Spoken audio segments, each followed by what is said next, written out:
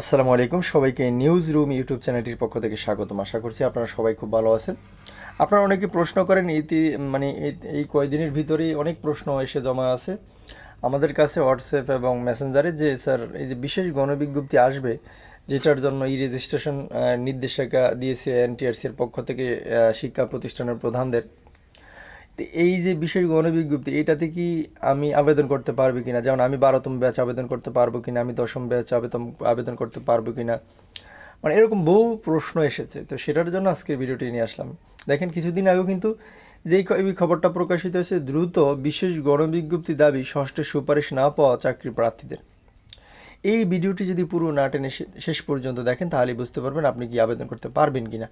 এবং এই চ্যানেলে যদি আপনি নতুন দর্শক হন, চ্যানেলটি এখনই সাবস্ক্রাইব করে দিয়ে আমাদের সাথে যুক্ত থাকবেন, কারণ এনটিআরসির সর্বশেষ খবর সবার আগে আমরা এই চ্যানেলে দিয়ে থাকি। দ্রুত বিশেষ গণবিজ্ঞপ্তি দাবি ষষ্ঠের সুপারিশ না পাওয়া চাকরি প্রার্থীদের। দৈনিক শিক্ষা প্রকাশিত হয়েছে, দ্রুত সময়ের মধ্যে বিশেষ গণবিজ্ঞপ্তি দাবি জানিয়েছেন 18তম শিক্ষক নিবন্ধন পরীক্ষা চূড়ান্তভাবে উত্তীর্ণ কিন্তু ষষ্ঠের সুপারিশ না পাওয়া চাকরি প্রার্থীরা। তো ভালো কথা, এখানে কিন্তু ব্যানার ফেস্টুন সহকারে তাদের ছবি কিন্তু এখানে দেওয়া রয়েছে।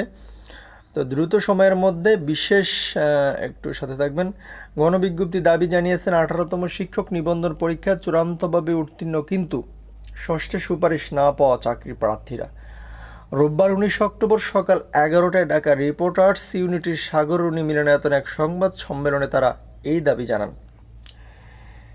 এ সময় 18তম শিক্ষক নিবন্ধন পরীক্ষার চূড়ান্তভাবে উত্তীর্ণ সুপারিশ বঞ্চিত 16,213 জন প্রার্থীদের বিশেষ গণবিজ্ঞপ্তির মাধ্যমে নিয়োগের দাবি মেনে নেওয়ায় এনটিআরসি চেয়ারম্যানকে ধন্যবাদ জানান চাকরি প্রার্থীরা। সংবাদ সম্মেলনে চাকরি প্রার্থীরা বলেন, 18তম শিক্ষক নিবন্ধন পরীক্ষার চূড়ান্তভাবে উত্তীর্ণ সুপারিশ বঞ্চিত 16,213 জন প্রার্থী দীর্ঘ সময় ধরে নিয়োগের দাবিতে নিয়মতান্ত্রিক আন্দোলন করে এসেছি।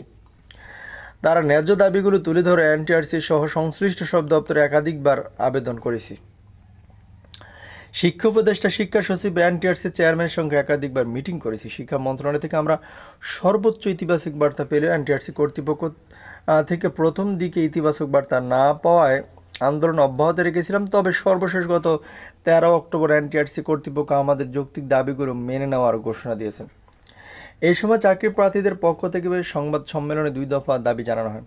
1 নম্বর দাবিটি হচ্ছে 2025 খ্রিস্টাব্দের 31 ডিসেম্বর পর্যন্ত শূন্যপদ যুক্ত করে দ্রুত সময়ের মধ্যে বিশেষ গণবিজ্ঞপ্তির মাধ্যমে সুপারিশ বঞ্চিত 16,213 জনকে নিয়োগ দিতে হবে।